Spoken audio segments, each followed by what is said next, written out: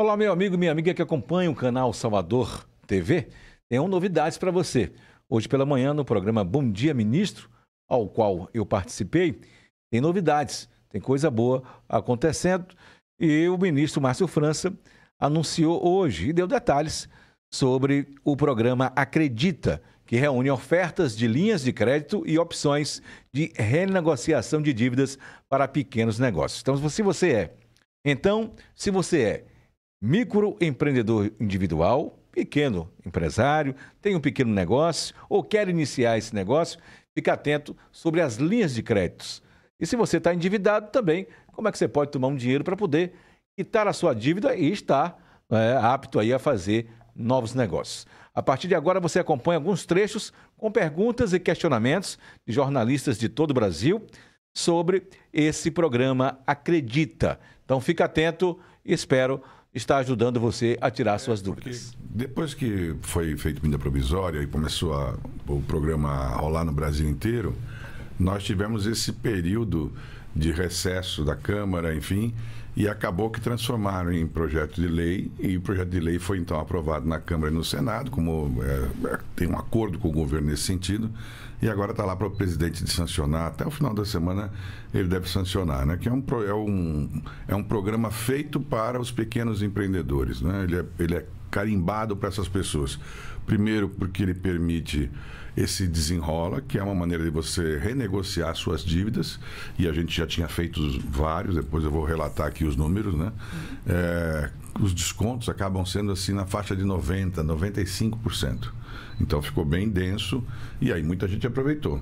E junto tem o programa Procred 360, que permite que quem fatura até R$360 mil pegue um empréstimo que tem uma carência e um juro bem menor do que um empréstimo normal. Então, basicamente é isso, né? Que além do caso do Pronamp, que era o programa que existia anteriormente, no Pronamp não se podia fazer renegociação. Quando você atrasava uma vez ou duas, você depois tinha que deixar atrasar tudo e não tinha como pagar. E agora a gente fez um formato que também pode renegociar. Todo o objetivo do presidente é que a gente tenha isso que você disse no começo, que o pequeno se sinta acolhido, né? Esse pequeno que é o MEI, o simples. Para você ter uma noção, somando o MEI, que são 15 milhões de mês, mais 7 milhões e meio de simples, são 22 milhões e meio de empresas de CNPJ. Isso aí junto representa 99% do Brasil. Então, só tem 1% de empresa que é grande. O restante tudo é pequeno, né? E essas pessoas, às vezes, ficam exprimidas. Porque, você sabe, o grande, ele tem como se defender. Claro. Ele vem para Brasília, tem federação, tem confederação, tem acesso, conhece os ministros e tal. Por outro lado, quem está na base da pirâmide, lá no CadÚnico, o governo tem uma atenção especial porque tem o Bolsa Família. Aí você tem no miolo essas pessoas que muitas vezes, quando você fala para um dono de um bar, um barzinho, ele fatura, sei lá, R$50 mil por mês. Parece que ele é uma pessoa muito bem de vida, mas o líquido dele, o que fica para ele no bolso dele no final do mês, mas ele não fica com uma renda muito alta. Então, qualquer probleminha que tenha, caiu um telhado, queimou uma geladeira, enfim, tem uma ação trabalhista, pronto, já quebrou, já dá problema, entendeu? Não tem de onde tirar. Aí o governo fez essa regra, e nessa regra tem uma coisa diferente que talvez as pessoas mais simples vão compreender. O quanto é difícil você conseguir alguém para ser seu fiador. Quando você quer, entendeu? Dor de cabeça, né? O pessoal fala, mas eu não sou fiador nem da minha filha, porque todo mundo tem medo de ser fiador, né? Criou-se uma máxima nesse sentido. E nesse caso aí, o governo está dizendo o seguinte para todos os empreendedores que faturam até 360. O governo será o seu fiador. Sim. O governo vai afiançar para você e vai garantir, com esse fundo garantidor, o governo garante. E se você não pagar, o governo vai pagar. Ah, mas então eu posso não pagar? Pode, mas você vai ficar com o nome sujo de novo. Entendeu? Então, a gente paga para o banco. Quer dizer, o banco não tem risco. Entretanto, é evidente que a gente quer que a pessoa pague, pague e depois pegue de novo. Para ela continuar tendo crédito. É isso mesmo.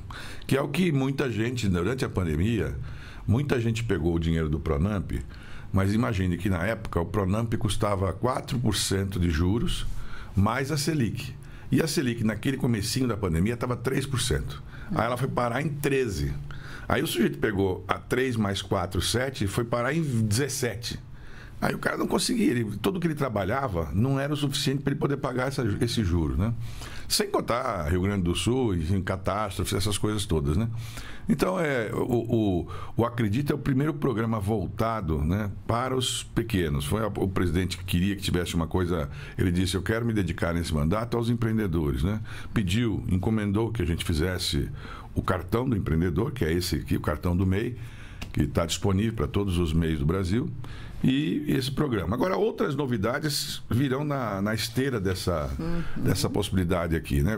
Porque, além de tudo, Karine, fora esses 22 milhões e meio que nós estamos falando, tem outros 20 milhões de pessoas que também empreendem, mas esses são completamente informal. Eles não declaram nada, não falam nada, entendeu? Eles têm medo, eles acham que, ao declarar, eles têm que pagar imposto, entendeu? E a pessoa, então, fala, não, eu fujo do governo. Né? Aí ele foge do governo e o governo não consegue ajudá-lo. Então, como aconteceu com a agricultura, qual é a maneira que o governo pode ajudar essas pessoas? Pode ajudá-lo, é evidente, com a Previdência, enfim, mas principalmente com crédito. Nós temos, nesse programa aqui, por exemplo, um rapaz que é entregador de motocicleta, que hoje aluga sua moto por dia a 100, 150 reais por dia de locação. Ele consegue, com esse programa, comprar a mesma moto com 100 reais por mês que a gente financia. Entendeu? Então, em vez da moto ser alugada, passa a ser dele. É uma diferença grande. Em vez do carro ser alugado, o carro passa a ser dele. Quer dizer, é um programa que ajuda bastante as pessoas, né? Porque, ao contrário do que as pessoas imaginam, para o governo não é interessante o fato da arrecadação de imposto de renda. Quer dizer, eles não têm padrão de arrecadação para pagar imposto de renda. Mas é muito importante que eles estejam dentro do sistema da Previdência. Porque, por exemplo, quando um menino de moto cai em São Paulo, qualquer lugar, e toda hora alguém cai, né? Se machuca e vai parar na rede do SUS. E o SUS, todo mundo está pagando. E se ele perder a perna ou se ele ficar com algum tipo de deficiência para sempre, a gente vai ter que colocá-lo num sistema de previdência. Então, também não é correto que ele não seja nada. Em especial as próprias empresas que contratam essas pessoas, né? Elas é que têm que ser advertidas, mas está no finalzinho aí de um acordo. Vamos ver se a gente fala sobre isso também depois. Com certeza, ministro. Daqui a pouquinho, inclusive, a gente vai mostrar esse cartão, o cartão MEI. Mas, enquanto isso, ministro, quero só aproveitar, já que a gente está falando nesse assunto, que bancos estão operando aí o Acredita e o Desenrola Pequenos Negócios? Nesse instante, quem está fazendo é o Banco do Brasil e a Caixa, que vai começar a fazer agora. A Caixa lançou um programa antecipado, que é até bem bacana, porque é um programa que também tem assim algumas linhas especiais para eles, é toda digital. Então a pessoa consegue fazer sem ir ao banco. Então estavam esperando a sanção do presidente para poder colocar a rodar. No caso do Banco do Brasil, ele já vinha operando. Então nós já fizemos no Brasil 8.500 operações do Procred 360, que já deu 260 milhões de crédito, né? Ainda não é um valor tão alto, porque nós temos aqui para fazer 1,5 bilhão. Então, nós podemos fazer 10 vezes esse negócio quase, né? E, ao mesmo tempo, aqui, relembrando, se você fatura até 81 mil reais, você é MEI. E se você fatura até 360, você é micro. Então, neste caso, a Tudo 360 é para esse público. Como é que é o financiamento? Você vai no Banco do Brasil, vai na Caixa Econômica Federal, fala que você quer entrar no Procred 360, eles vão deixar você pegar empréstimo equivalente a 1/3 do que você faturou no ano passado. Então, se eu faturei 80 mil reais no limite do MEI, eu posso levantar 30 mil reais emprestados. Desses 30 mil, eu vou ficar 1 ano sem pagar nada. Ótimo. E depois de 1 ano é que eu vou começar a pagar. Agora, se a empresa for de uma mulher ou for gerenciada por uma mulher, aí pode emprestar até 50%, é mais. Então, nesse caso, pode emprestar até 40%. Né? E se for, por exemplo, uma empresa que fature 300 mil reais, ela pode emprestar 150 mil reais para a empresa dela. E isso não é uma pauta identitária, de gênero, enfim. É porque as mulheres são melhores pagadoras mesmo, entendeu? Eu ia perguntar. Elas são mais adimplentes. A gente faz um quadro e as mulheres, geralmente mais organizadas, conseguem cumprir melhor os seus compromissos, sabe? Homem é meio desorganizado, né? Tá certo. Vamos começar a chamar as rádios aqui, ministro. Vou começar a chamar meus colegas. Vamos começar então com a Rádio Nacional de Brasília e a gente fala também com a Rádio Nacional da Amazônia, Alto Solimões. Walter Lima, bom dia para você. Olá, Karine. Bom dia para você. Muito bom dia também, ministro. Bem, ministro, muito sugestivo e determinante os nomes dos programas Desenrola, que permite a renegociação de dívidas, e o Acredita, que cria linhas de crédito voltados para as micro e pequenas empresas. Mas para que essas MEIs não voltem a mergulhar numa ciranda de endividamento, pergunto ao senhor, existe algum programa fundamentado na educação financeira que tenha por objetivo tornar a gestão desse setor mais equilibrado? Olá, bom dia então, Walter, bom dia aos amigos aqui de Brasília. Só para lembrar aqui, no caso de Brasília, né, porque eu separei aqui foram feitos 2.000 contratos de renegociação, de desenrola em Brasília, na capital, que já foram negociados 87 milhões de reais que foram desenrolados. E você tem razão, a gente não quer também que a pessoa pegue o recurso e depois caia de novo em outro problema, né? Então, o que está sendo programado? Com esse cartão do banco do Card 1, do MEI, aqui, o cartão vai permitir a pessoa ter acesso ao nosso portal. Com o nosso portal, nós vamos fornecer para essas pessoas as educações financeiras, com a contabilidade, e conforme ele vai fazendo os cursos, para você ter uma noção, Walter, ele vai ganhando uma espécie de estrelinha, um rating de avaliação, e aí quanto mais estrelinha ele tiver, eu consigo fazer o juro dele ficar mais barato, entendeu? Então, o objetivo da gente é que todo o MEI possa ter um cartão e possa, com o cartão, acessar também os cursos gratuitos que o Ministério, junto com o Sebrae e outras instituições, vai fazer para cada um deles. Porque a gente quer que a pessoa não só tenha a vontade de empreender, mas que ela tenha também as condições de poder saber empreender. Porque é muito comum, uma pessoa às vezes é muito boa para fazer, sei lá, para cozinhar. E ela faz bolo maravilhoso. Aí ela faz bolo, ela sabe fazer e tal. Só que ela sabe fazer bolo, mas ela não sabe vender, ela não tem dificuldade, não sabe aonde, não sabe como. Então a gente dá para ela a orientação necessária para ela fazer esse passo seguinte também. Bom dia, ministro. Recebe hoje o ministro do Empreendedorismo, da Microempresa e da Empresa de Pequeno Porte, Márcio França.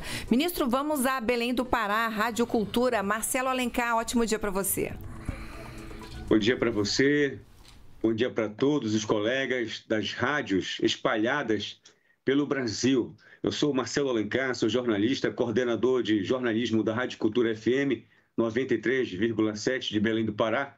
A cidade, ministro Márcio França, aonde vai acontecer exatamente a COP30, que vai dar oportunidade da gente falar da natureza, do meio ambiente para todo o planeta Terra. Ministro, é uma satisfação, é uma honra participar desse programa e poder falar com o senhor.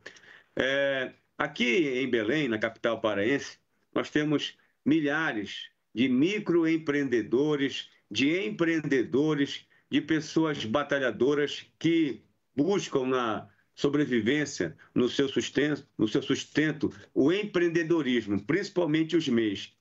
Então eu pergunto, o Pará, ele possui grande riqueza natural, mas é uma riqueza imensa, enorme, e principalmente uma diversidade cultural. São segmentos que oportunizam, né, o trabalho dos microempreendedores.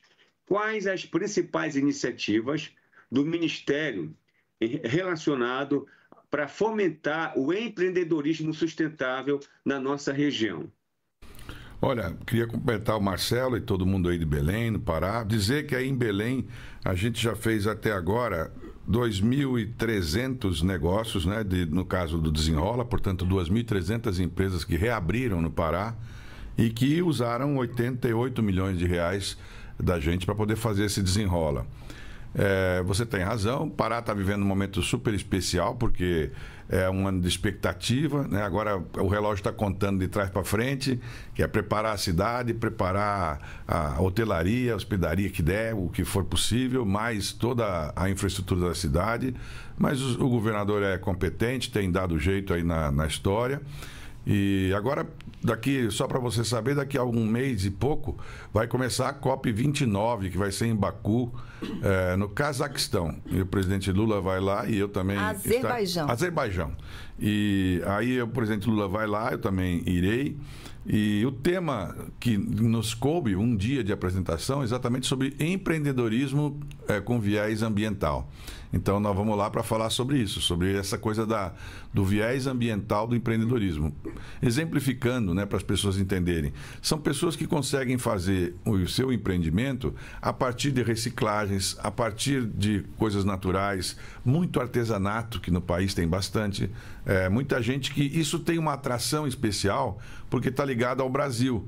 O Brasil é associado no mundo a um país de preservação. Então, quando você vende os produtos brasileiros em outros lugares, muita gente olha, puxa, do Brasil, a sensação que vem tudo da selva. Sim. Né? Nem tudo vem da selva, mas muita coisa vem da selva e o Pará tem muita riqueza. E nós estamos também, junto com o BNDES, nesse caso, lançando uma linha especial de crédito exatamente para empreendedores que sejam da área ambiental. Esses vão ter um benefício a mais. Então, se você, por exemplo, aproveita, eu vi recentemente alguém que usa a sobra do babaçu para fazer tijolo. E é aí no Pará mesmo. Ou não, é em São Luís. E, então, esse tipo de programa, a gente consegue uma linha a mais de financiamento com valores maiores e juros menores para que eles possam empreender ainda mais. Lembrando, né, que no norte do Brasil, como nós temos muitas áreas de preservação, não é possível imaginar que vão se instalar grandes indústrias. Então, a solução que existe é a solução de empreender. A pessoa empreender. Porque não vai aparecer uma grande indústria no meio da floresta amazônica. Só o único jeito é a pessoa empreender. Aprender a lidar com o que tem naturalmente e empreender. Na área de cosmético, por exemplo, que é muito forte o país, nós temos duas das maiores empresas do mundo aqui no Brasil, mas é uma área que a gente constantemente sabe que as reservas ambientais da gente têm um diferencial. Por isso que nós vendemos mais. Nós estávamos na China recentemente, Marcelo, com o presidente Alckmin, e o presidente da China comentou: mas vocês deviam aproveitar melhor, por exemplo, fazer perfume da Amazônia, né? Então, eu disse a ele: mas, presidente, nós já fazemos perfume das aves da Amazônia. O Chanel mais famoso, o perfume mais famoso do mundo é feito com extrato de uma madeira da Amazônia. É que as pessoas não sabem. E a gente para isso não precisa quebrar árvore. A gente utiliza com respeito. Né? No caso do cartão, como ele disse, hoje o cartão está disponível no Banco do Brasil. Quem for ao Banco do Brasil e falar: olha, eu sou um MEI, quero o meu cartão, eles vão providenciar um cartão para você. O Banco do Brasil já tem 1.100.000 pessoas que já são clientes deles e têm o cartão, ou que vão receber o cartão. Mas é aberto a qualquer um. Qualquer um pode ir lá e falar: eu quero só o cartão. Ele é gratuito, não se paga nada por ele, e ele dá o acesso aqui no QR Code, dá acesso aqui no chip a essas coisas que estão dentro dos nossos programas. E aquelas outras que nós vamos fazer, como, por exemplo, esse do Gol, que é a possibilidade do MEI ter, por exemplo, imagine se a gente faz agências do INSS do Brasil todo, poderem contratar os MEIs, e os MEIs estão pré-cadastrados. Então, quando você digita, por exemplo, estou numa agência aqui em Santo Antônio do Egito, aí no Pernambuco, e aí eu digito ali na agência, já aparecem os MEIs que estão próximos. Qual é o serralheiro, quem é o encanador, quem é o eletricista que está próximo de mim. E o diretor lá, quem estiver tomando conta da unidade, requisita, porque dispensa a licitação. Então, é muito importante. O pernambucano tem muita aptidão, por exemplo, dá uma região, Caruaru, a região de Santa Cruz do Capibaribe, que tem assim milhares de pessoas que trabalham com confecção, com moda, modinha que chama, né? Jeans em Turitama, que é uma outra coisa, a capital do jeans do Brasil. Só em Santa Cruz do Capibaribe tem um único shopping lá, uma espécie de um centro de vendas, né? Que tem 18 mil boxes de venda. 18 mil por dia. Você vai lá, assim, uma multidão. A cidade é 100% de emprego, pleno emprego. Em todas as casas existem uma máquina de costura e todo mundo trabalha porque eles chamam de facção. Um cara pega o tecido e deixa na sua casa, você corta, depois tira daqui e leva lá. Aí ele faz o botão, aí põe no outro, faz a gola, aí põe no outro, e depois no final o cara pega a roupa pronta e essa roupa é vendida. Às quintas e sextas tem uma feira lá famosa que, entre outras coisas, vem gente da África para Pernambuco para ir fazer as compras lá e levar para a África, porque é muito barato, é muito mais barato, enfim. Agora, essas pessoas, muitas delas trabalham na total informalidade. E a gente, então, quer fazer com eles o quê? Olha, vamos formalizar. Para formalizar para quê? Por exemplo, no caso de Santa Cruz do Capibaribe, qual foi a ideia do João Campos aí, enfim, de ajudar? A gente, quem sabe, com as pessoas fazendo isso, a gente colocar, por exemplo, placa de energia solar em todas as casas, para que a energia que eles consomem na máquina de costura possa ficar sendo feita pelo sol, porque ali tem um sol de um por habitante na cidade, né? Então, você põe energia solar e, evidentemente, a conta vai cair e ele vai ter lucro a mais. Quando? Financiado pelo próprio governo federal. Íntegra. Vamos a Campinas, ministro. Vamos à Rádio Bandeirantes. O Heitor Fredo já está lá nos esperando. Bom dia, Heitor. Muito bom dia, Karine. Bom dia, ministro Márcio França. Ministro, recentemente uma lista foi atualizada do MEI com profissões que passam a ser obrigatoriamente microempresas. Gostaria que o senhor explicasse quais são os critérios para a retirada de algumas dessas profissões, foram 34 nessa última lista, e como o Ministério vem também orientando esses profissionais a fazerem a alteração de MEI para microempresários. Olha, como é que funciona isso, né? Se você é um profissional liberal e se você tem sua atividade, tem que lembrar que o faturamento vai até R$81 mil. E como hoje o corte é abrupto, portanto, se você fatura 82, você é excluído. Então, nós estamos negociando com a Fazenda, sabe, ô Heitor, que a gente possa mudar esse formato, para o formato sem rampa. Ou seja, se eu faturei esse ano, chega lá em dezembro, eu peguei um serviço extra e vou ganhar 8 mil a mais, ao invés de eu ser excluído, eu só pagar essa diferença a mais no outra faixa. Mas hoje não existe isso ainda. Hoje os cortes são abruptos. Então, quando a pessoa passa de 81, ela automaticamente vai para o micro, que é o de cima, que é de 360. Normalmente, muitos contadores ficam, assim, às vezes orientando as pessoas, falam, olha, não passa, não vai passar, aí, segura aí e tal. Isso gera uma espécie de síndrome de Peter Pan, que é o sujeito acaba ficando pequeno, ele querendo ser grande e fica pequeno. Por isso, o governo estuda a possibilidade de fazer tudo no formato de rampa, para que a gente possa mexer nesses números sem precisar mexer no número da arrecadação. Por exemplo, R$360 mil é o faturamento. Mas dos R$360 mil, uma parte relevante desse valor não é dinheiro que é lucro da pessoa. Porque, por exemplo, no caso de quem fatura até 360, o sujeito tem lá 6 funcionários, por exemplo, na avícola dele ou no barzinho dele. Então, os funcionários mais os encargos, nós estamos tentando convencer a Fazenda, a Receita, de que esse valor podiam ser excluídos dos limites. Porque seria justo. Esse dinheiro do salário não é um dinheiro que fica para o dono. Então não tem por que ficar fazendo parte do limite. E aí, Karine, tem uma coisa que é didática. Com o passar do tempo, nós queremos que todas as empresas do Brasil, evidentemente, qual é o sonho da Fazenda? É que todos virem empresas de lucro real e presumido. Né? Que saia todo mundo do simples, enfim. Mas para fazer isso, ele tem que começar a se habituar. Por exemplo, no caso do lucro real e presumido, que são as empresas maiores, que faturam acima de 4.800, essas empresas elas também abatem suas despesas. Então, de um lado, ela declara e paga mais, mas por outro, ela pode abater suas despesas. Então, qual é a minha sugestão para o Haddad? Para a gente começar a aproveitar também, abater algumas despesas do MEI, do micro, do pequeno empresa. Porque aí, quando o sujeito começa a trabalhar com abatimento, ele começa a treinar o outro formato. E aí ele pode perceber, por exemplo, que se às vezes ele está lá no limite do 4.800 e sendo empurrado para não crescer, e se ele tivesse se transformado em lucro real, talvez ele estivesse pagando menos imposto. Porque existe isso. Na última faixa do Simples, muita gente paga mais imposto do que na faixa do lucro real. Porque como ele não pode abater as suas despesas, entendeu? Ele tem lá um valor fixo. E aí, muita gente acaba sendo orientado o seguinte, olha, faz o seguinte, quando chegar no limite, monta 2 simples, monta 3 simples, monta 4 simples, monta 4 simples em 2 meses. Então você vira dono de uma colmeia de pequenas empresas, né? E aí aquela é uma coisa torta, que a pessoa se sente, ela sabe que não está certo, né? E com a reforma tributária, possivelmente tudo isso vai desaparecer. Porque como vai ter um sistema que chama cashback, que vai devolver para as pessoas parte das suas compras, não vai ser possível mais fazer isso. E a gente não quer prejudicar ninguém, a gente quer orientar as pessoas a irem caminhando. Por isso, a necessidade, né, de que a gente possa fazer alterações no Simples e também no MEI, inclusive nesses limites que estão congelados, esses limites estão há 10 anos o mesmo valor. Então é evidente que em 10 anos não é possível que a pessoa tenha a mesma arrecadação. Então nós tinha quebrado, né? E aí começam os truques. E a gente não quer que ninguém faça truque. Nós queremos no Brasil que as pessoas se regularizem e que tenham acesso a esses financiamentos que eu estou falando aqui agora. Ministro, quero aproveitar que o senhor está falando nisso e perguntar algumas propostas no Congresso Nacional, aliás, centenas, né? Nessa área de microempresas.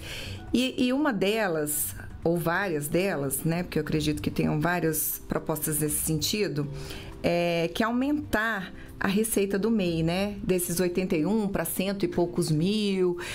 Eu queria ouvir a sua opinião a respeito disso, se isso é viável, porque é isso que o senhor falou, né? Fica 81, aí abro outro. E aumentar esse limite é possível, é viável, ministro? Veja bem, é justo. É justo. Agora, o problema é viável, porque ao mesmo tempo a Fazenda tem a responsabilidade de fazer as contas fecharem. Então, ela também não pode falar, bom, vamos fazer... Por que a Fazenda não pega e dá isenção de imposto de renda para todo brasileiro? Porque ele vai ter problema de arrecadação e vai gerar déficit. Aí gera déficit e sobe a inflação. Então, a Fazenda tem que ficar equilibrando ali, né? Eles sabem que o número está equivocado, porque faz 10 anos que não tem reajuste. É claro que está equivocado. Por isso, eu estou tentando dar um nó lá na Fazenda para dizer o seguinte, olha, nós não precisamos que vocês reajustem esse número. Se vocês permitirem que a gente faça o desconto da folha de pagamento e dos encargos, aí a gente indiretamente aumenta. Sim. Né? Porque eu tiro, por exemplo, meus funcionários desse limite. Por exemplo, tributos municipais e estaduais. Pode abater. Vamos supor que pudesse, né? É justo. Eu pago IPTU. Quando eu vou pagar o IPTU, evidentemente que aquele dinheiro não ficou para mim, eu paguei para o governo. Né? Então, eu poderia abater esses... Porque eu abatendo, eu vou treinando essa pessoa a ela perceber que passar para uma empresa maior não é um bicho de 7 cabeças. É que muita gente vende o seguinte, olhem, isso aí é difícil, vai ter vai mudar completamente sua vida, você vai ter que fazer uma contabilidade à parte. E a pessoa, como não está muito bem orientada, às vezes ela acaba confundindo e fazendo o seguinte, ela mistura as contas da empresa com as contas dela particular. É muito comum. A pessoa pega o cartão da empresa, paga gasolina, paga conta, depois vai para o cinema, paga com negócio, manda Pix para lá, Pix para cá. E isso aí, assim, isso está no limite, está no limiar de acabar por conta da reforma tributária. Porque a reforma simplifica tanto que isso vai saltar aos olhos, assim, vai ficar... Sabe, todo mundo vai perceber que está acontecendo isso. Então, como preparar isso para a pessoa ir treinando? Na minha sugestão é isso, rampa, portanto, olha, faz o limite da rampa. Então, por exemplo, o limite é 81, pode abater algumas coisas. E depois, se mesmo assim você ultrapassou e esse ano você teve 126 mil, os 81 mil você tributa lá, como é um caso no MEI, e os outros, a diferença, os 40 e tantos mil reais, você tributa na faixa de cima.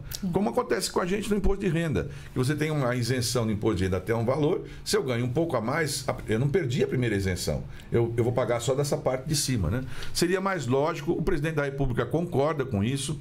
Claro que nós temos que também convencer, digamos, os russos, né, os universitários, que é o pessoal da Fazenda. E eles têm razão, eles também têm que fazer a parte deles de equilibrar as contas. Mas nós estamos convencendo que, nessa forma, nós vamos ter, possivelmente, até aumentos de arrecadação. Porque hoje acontece, a gente sabe que acontece o seguinte, chega em dezembro, o sujeito está com faturamento já no limite, o próprio contador fala para ele, olha, não emite mais nota fiscal, não emite nota, não emite, segura a nota aí, segura.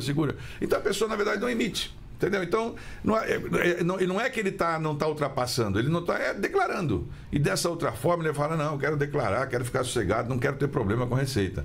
Então, essa é a ideia. Placar está 2-1, então. O senhor e o presidente Lula e o ministro Haddad está ali. O senhor acha que... Não, o Haddad também joga com a gente. O problema é que é o seguinte, existe a burocracia da máquina. Tá. A Receita, a burocracia na vida pública, ela tem corpo, ela tem vida. Não importa muito quem é o ministro, quem é o presidente. Eu fui governador em São Paulo e eu brincava que o São Paulo é tão organizado, tão metódico, que, assim, às vezes, se não tiver governador, também vai andar do mesmo jeito, entendeu? Tanto que nós elegemos lá uma época o Dória e nem ele conseguiu quebrar o Estado. Porque ele vai, assim, a máquina de São Paulo é muito perfeita. E essa burocracia, ela tem um custo. Eles, assim, tudo que você quer fazer, eles também não deixam, não pode, não sei o que lá, tal, encaixar dentro do limite. São regras que nós mesmos fizemos, sabe? Isso é, assim, é engraçado, porque tem casos que o Estado é uma coisa, evidentemente, sem alma, né? Ele é uma máquina.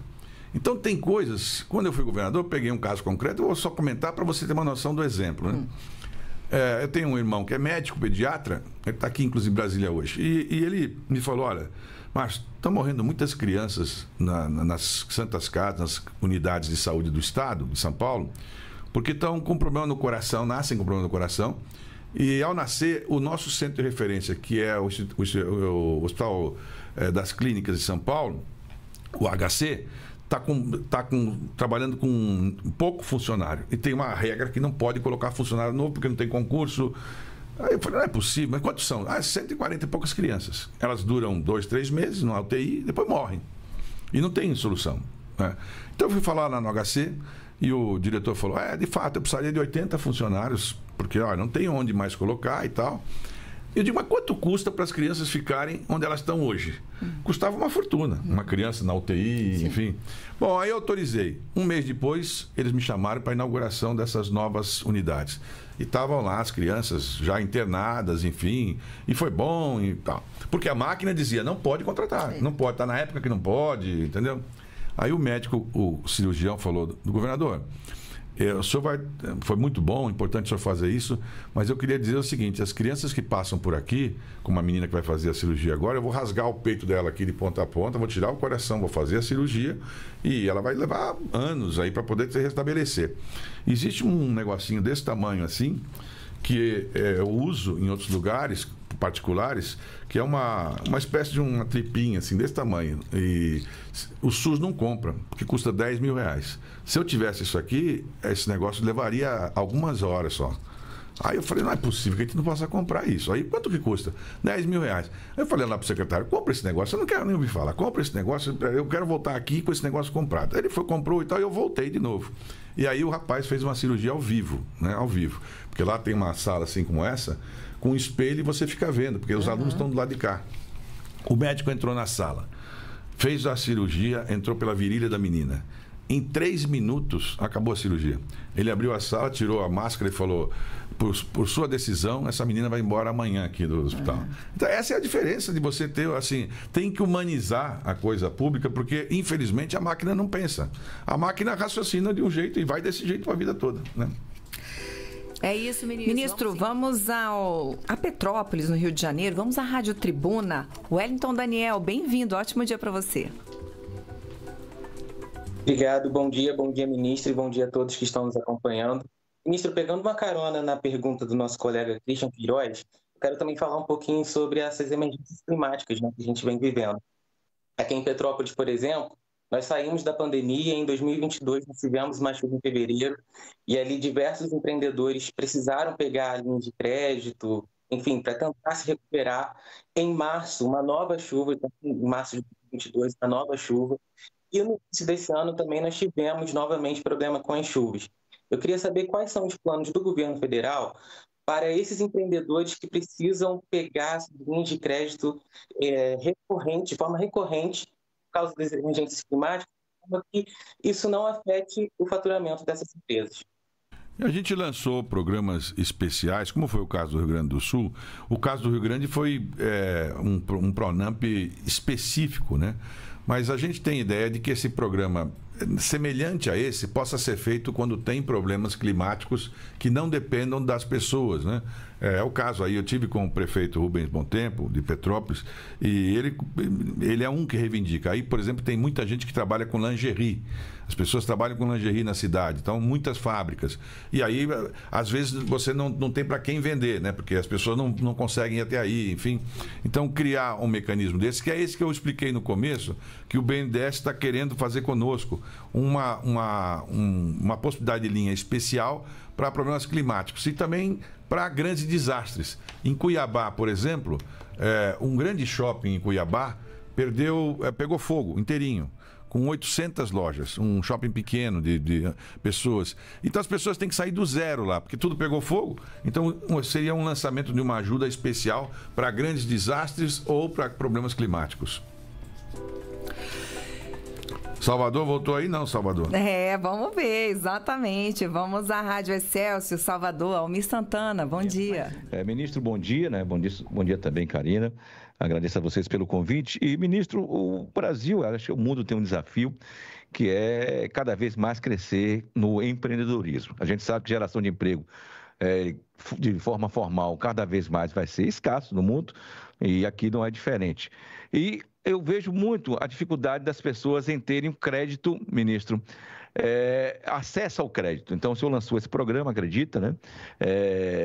E também outros programas que tem do governo federal, mas há uma facilitação agora para que as pessoas tenham esse acesso, porque às vezes há uma falta de informação dessas pessoas e também o conhecimento, né? E a dificuldade de acessar, de saber que existe um programa, existe um trabalho para melhorar essa relação? Olha, eu queria dizer para você, viu, Almir, que enquanto a tua voz não saía, nós estávamos ouvindo aí a passagem do trio elétrico. Aí nós percebemos que então a confusão se dava por isso aí, né, em Salvador. Mas você tem razão. O grande problema da gente é a informação. As pessoas, quando são muito simples e muito pequenos, eles acham que não é para eles. Entendeu? É uma coisa difícil você vencer essa etapa. É preciso que cada pessoa que esteja nos ouvindo ainda, esteja ouvindo, que vá ao gerente do Banco do Brasil e da Caixa, porque os outros eu não posso obrigar. Mas nesse caso, se a pessoa lá não abrir o crédito, representa contra ele. Representa contra ele, pode comunicar a gente que a gente vai representar. Porque o que acontece, sai o comando daqui nacional para que o dinheiro seja emprestado, mas muitas vezes o gerente fala, eu não quero, é muito pequeno, eu quero cuidar dos grandes, né? Então eles não querem emprestar e a gente então está falando, olha, tem que emprestar. Esse dinheiro do Procred é só para quem fatura até 360 mil reais. Então é um dinheiro que o governo é o garantidor. A gente sabe da dificuldade. Ontem à noite, por coincidência, eu estava perguntando para uma pessoa, ela falou, Márcio, eu fui... minha filha tem um restaurante e ela foi lá buscar esse negócio. O gerente falou para ela que conseguiu um preço excelente de 5% de juro ao mês. Eu falei, não é preço excelente nenhum. Ele está errado. Ele tem que fornecer a 5% de juro ao ano e com a mais a Selic. Então, se você deixar, as pessoas acabam querendo empurrar para a pessoa outra coisa. Por exemplo, a gente cria um programa desses aqui do governo que tem dinheiro público. E lá na ponta, às vezes a agência fala, olha, mas você tem que comprar um seguro junto. Não tem que comprar seguro. Isso aqui é um dinheiro do governo, é um dinheiro subsidiado com um lastro num fundo de garantia, num fundo garantidor. Então, você tem razão. Nós lutamos contra a informação, que as pessoas não têm a informação. Sabe quando a pessoa acha que não é possível? É como se fosse passagem de avião. Quando você fala passagem de avião, o que a pessoa associa? Coisa cara. Não é para mim, estou fora. Né? Então ela nem sequer checa. Você sabe que no Brasil, 10% dos CPFs que voam, 90% não voa, nunca voa.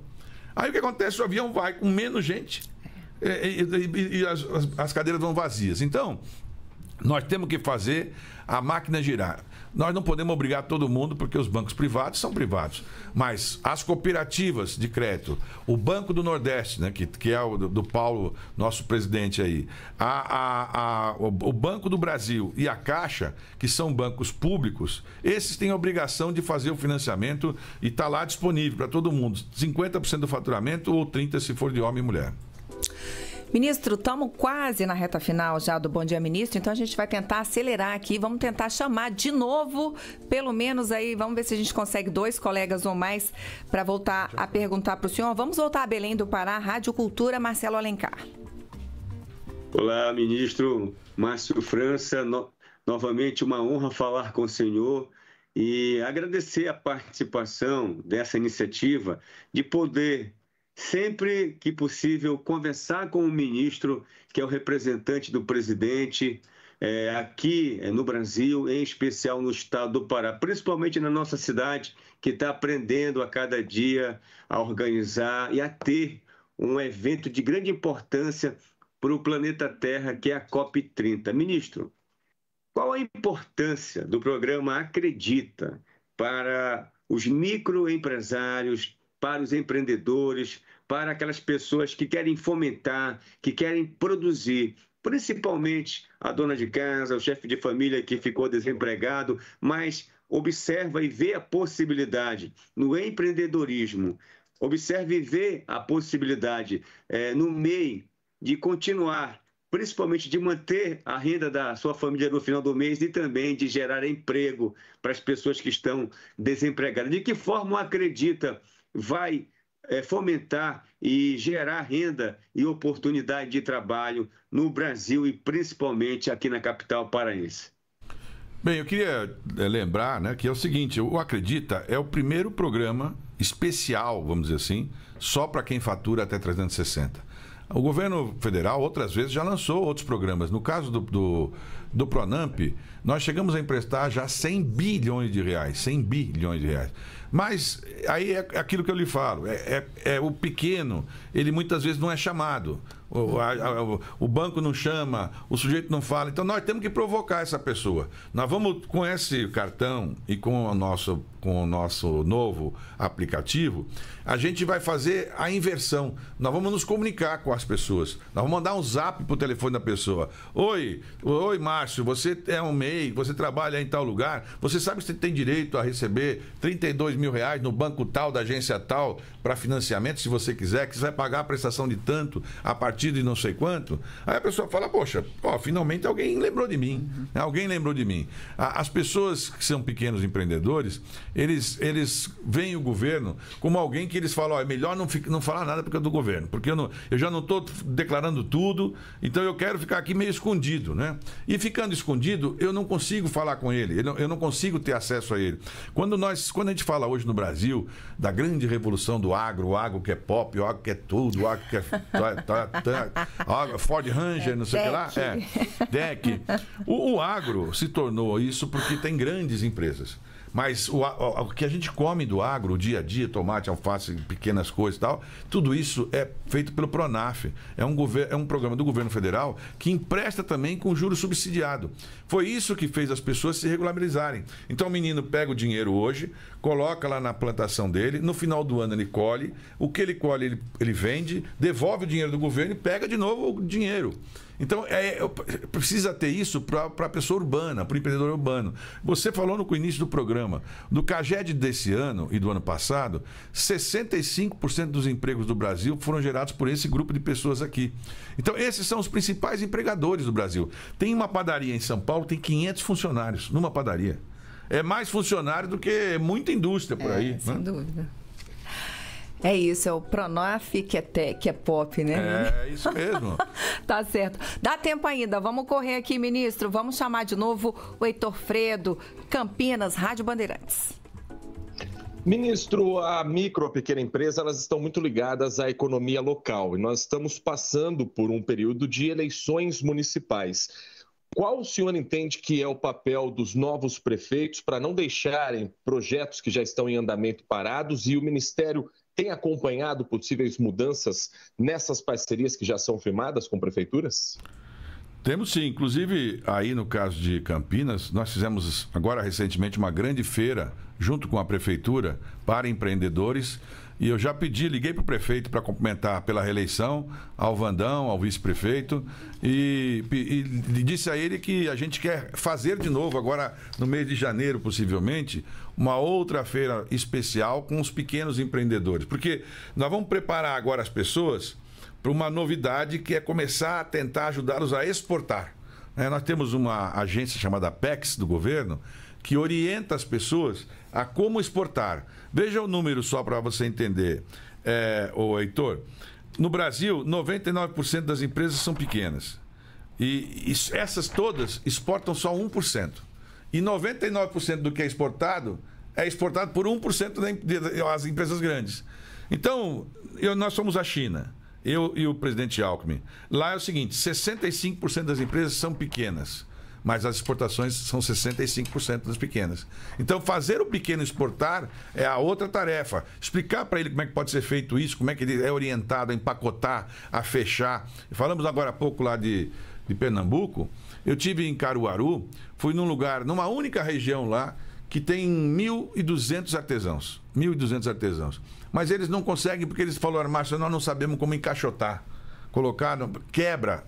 Então nós precisamos de orientação, como é que a gente faz isso para poder embrulhar e vender para outras pessoas. E depois, já no Banco do Brasil, já tem também, é bom todo mundo que saiba disso, a Caixa também já tem um marketplace dentro dos próprios clientes. Então, se você é um microempreendedor e você tem um produto, você vai lá no Banco do Brasil e com esse cartão aqui você pode pegar o seu produto, fotografar e colocar no aplicativo do próprio banco, que vai fornecer para todos os seus clientes do Brasil aquele tipo de produto. Então, eu vou procurar uma camiseta laranja, eu vou entrar lá e vai ter a sua camiseta laranja dentro do aplicativo, né? O senhor mencionou a Apex na semana passada, o senhor esteve com o vice-presidente da República, Geraldo Alckmin, falando justamente de uma ferramenta da Apex para ajudar aí essas exportações brasileiras. BX, é isso? BX. É um programa de orientação. A gente inaugurou o escritório de São Paulo, eles inauguraram mais 5 escritórios, né, no estado de São Paulo, em regiões, em Franca, eu fui ver um, por exemplo. É um trabalho muito bem feito. Eles pegam, por exemplo, selecionam 80, 100 empresas locais, regionais, que fazem bijuteria, que fazem sapato, que fazem qualquer coisa, e aí dão um curso para eles e depois fazem uma tutoria até eles conseguirem exportar. E uma das moças que estava lá, que faz, por exemplo, ela faz coisas para mesa, para guardanapos, porta-guardanapos, mesa-postas, isso. Ela tem uma marca lá, ela está fazendo hoje para 23 países. Ela começou sozinha, hoje ela vende para 23 países. E ela falou, nos Estados Unidos eu entrei assim, feito uma luva, porque o produto tem uma qualidade boa, mas porque tem uma marca brasileira com umas folhinhas e tal, parece uma coisa meio de floresta, né? Então, eles americanos estão todos lá com essa situação toda também ambiental passando. Então, assim, a Apex tem essa obrigação. Claro que ela não consegue atender todo mundo, então o nosso objetivo é ampliar. Eles agora conseguiram um recurso e vão fazer uma ampliação bem grande para treinar mais empresas a exportarem. E aí, Malu, o que você me diz? Então tá, ó. Tá aqui a minha diretora falando aqui no meu ouvidinho, para a gente partir para as nossas considerações finais, ministro. Quero agradecer muito sua presença e acho que foi bem esclarecedor hoje a sua presença aqui para dizer, né, que os microempreendedores estão cuidados, né, que há perspectivas. Fique à vontade para se despedir e dar a sua palavra final, por favor. É isso aí, chegou a sua vez, né? A gente tem insistido nisso. O Ministério foi criado para que essas pessoas possam ter voz, né? O presidente da República criou um ministério, e não é comum fazer isso, né? No meio do governo, não é comum. E pediu para que um ex-governador de São Paulo fosse para esse ministério. Então ele sabia que ia ter uma voz que ia ficar falando sobre esse assunto, né? Então, quer dizer, ele sentiu que isso é necessário.